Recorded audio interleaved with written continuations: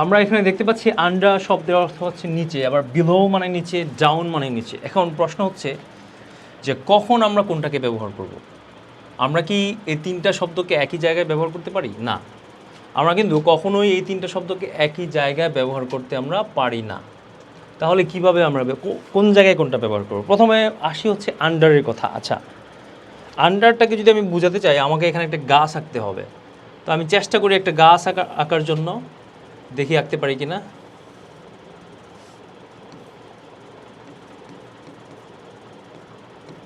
আচ্ছা, একটা গাছ আমি আঁকার চেষ্টা করতেছি।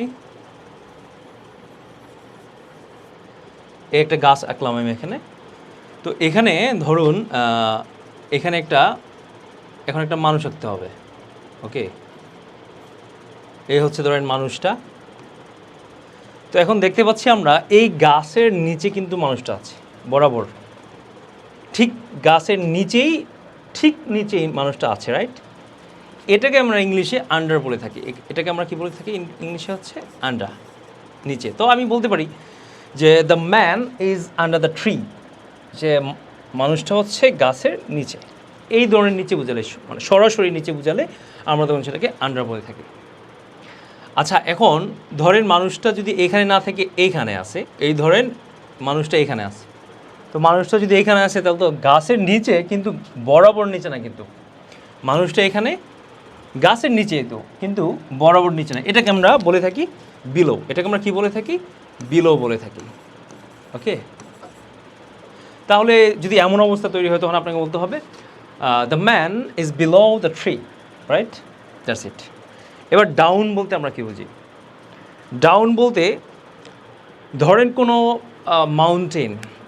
এখন আমরা কিন্তু মাউন্টেনের নিচে থাকতে পারি না কখনো, বরং মাউন্টেনের যে লেভেল আছে, লেভেলের দিক থেকে আমরা নিচে থাকি। মাউন্টেনের পর্যায় আছে, সেই পর্যায় থেকে আমরা নিচে থাকি। অর্থাৎ হয়তো পাহাড়ের আমরা পাদদেশে থাকি অথবা পাহাড়ের উঁচুতে থাকি। তাইলে কোন জায়গার নিচু জায়গাতে যদি আমরা বুঝাই তখন আমরা সেখানে ডাউন লিখে থাকি।